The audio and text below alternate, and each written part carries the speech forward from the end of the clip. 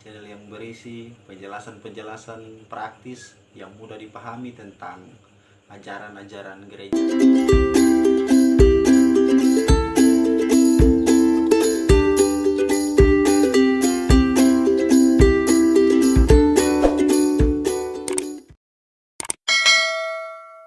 Di video kali ini, beta mau kasih tahu sedikit.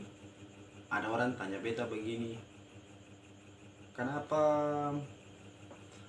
orang Katolik itu tidak sunat, seng sunat, padahal Yesus yang dong imani itu dia sunat. Nanti beta akan jawab di video ini. Jadi nonton sampai habis, jangan skip, jangan lewatkan, nonton sampai selesai. Tapi jangan lupa yang suka video ini like, komen, share. Yang ingin bertanya silakan komentar di bawah. Yang ingin bertanya tentang iman gereja Katolik yang lain silakan komentar di bawah. Dan jangan lupa yang paling penting, bantu beta subscribe. Beta hitung 1 sampai 5. 1 2 3 4 5. Danke banyak.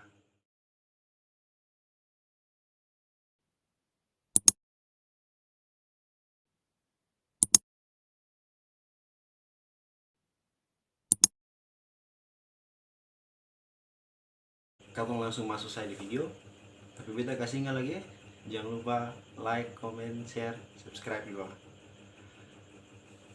Ada orang tanya beta begini, kakak, kenapa orang Katolik itu tidak sunat?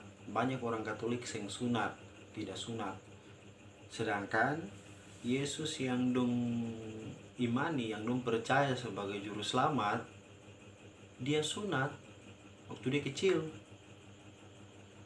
Nah, teman-teman begini. Jadi sebenarnya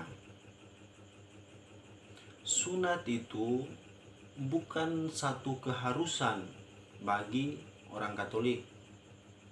Sunat itu bukan satu keharusan bagi orang Katolik. Kalau sekarang katong lihat, ada orang Katolik yang sunat, ada yang seng sunat, atau ada yang sunat dan ada yang tidak sunat. Kenapa sampai begitu? Kenapa sampai demikian? Nah, ini sangat sangat dipengaruhi oleh budaya tertentu. Kenapa Yesus disunat? Karena ketika Yesus lahir, dia lahir berada di daerah atau tempat budaya, berada di budaya kehidupan budaya orang Yahudi. Nah, dengan demikian dia harus sunat sesuai dengan budaya di situ setempat. Coba waktu itu kalau Yesus lahir di Ambon, belum tentu Yesus sunat.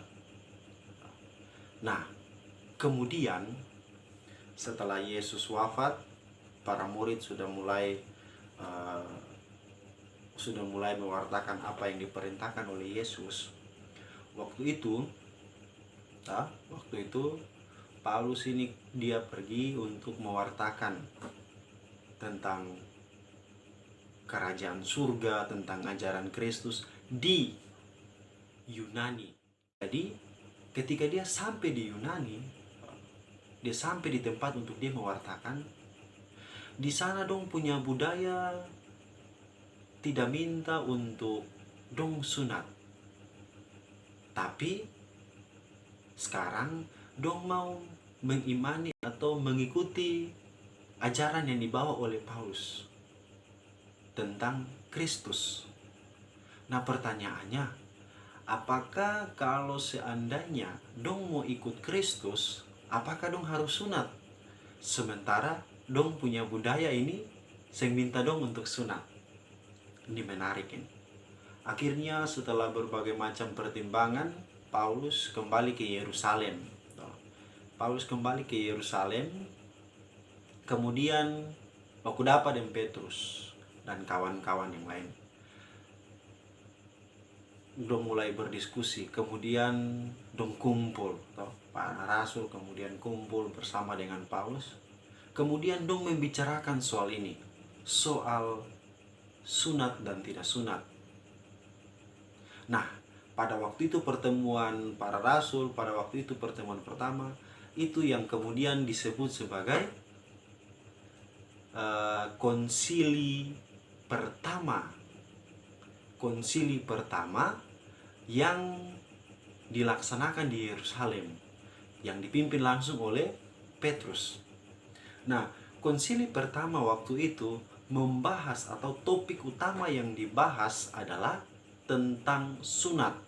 Kenapa tentang sunat? Karena waktu itu Paulus pergi mewartakan dan dia dapat orang yang tidak sunat ingin ikut Kristus. Akhirnya pada waktu itu dong mulai berdiskusi, berbicara, sampai pada satu kesimpulan bahwa oke, orang Yahudi yang mau ikut Kristus silakan disunat. Tetapi untuk budaya atau untuk orang-orang yang budayanya tidak meminta untuk sunat, tetap bisa dan boleh untuk mengikuti Kristus, beriman kepada Kristus yang diwartakan oleh Paulus, diwartakan oleh para rasul. Jadi kenapa sekarang katong orang Katolik sing sunat? Ya memang karena katong punya budaya, misalnya katong yang di sini, katong yang di Ambon, katong punya budaya tidak minta katong orang Katolik untuk sunat. Ada wilayah-wilayah di Ambon, atau misalnya Utamang 1 di Buru, dia punya budaya, dong punya desa itu minta dong untuk sunat. Dan dong harus sunat karena dong punya budaya minta. Nah, tapi katong tidak. Makanya kita mau mengimani Kristus bukan berarti kita harus sunat. Jadi kadang orang bertanya, kenapa orang Katolik tidak sunat sedangkan Yesus sunat? Dulu kalau Yesus lahir di Ambon, dia tidak sunat, dia akan sunat. Jadi begitu. Jadi itu alasan, mungkin ada alasan-alasan yang lain atau apa, tapi itu alasan yang paling sederhana, alasan yang paling praktis untuk dipahami kenapa katong sampai sekarang ini tapi sing sunat. Jadi begitu teman-teman, itu penjelasan paling sederhana. Semoga penjelasan ini bermanfaat bagi dong semua, semakin kuat dong punya iman dan dong semakin hidup dengan bersosialisasi banyak orang, selalu membawa damai bagi semua orang. Oke teman-teman, jadi yang suka dengan video ini silahkan like, yang kurang berkenan atau kurang puas dengan beta penjelasan silahkan komentar di bawah. Yang mau tanya silahkan tanya di kolom komentar. Yang mau tanya tentang iman Katolik, apa saja tradisi gereja, kitab suci, silakan bertanya. Nanti nanti berusaha untuk dijawab sesederhana mungkin, dijelaskan sepraktis mungkin sehingga bisa dipahami dan dimengerti. Oke, yang paling terakhir, setahu tuh jangan lupa itu tekan yang warna merah di bawah tuh. Ada tuh 1, 2, 3, 4, 5 subscribe. Danke.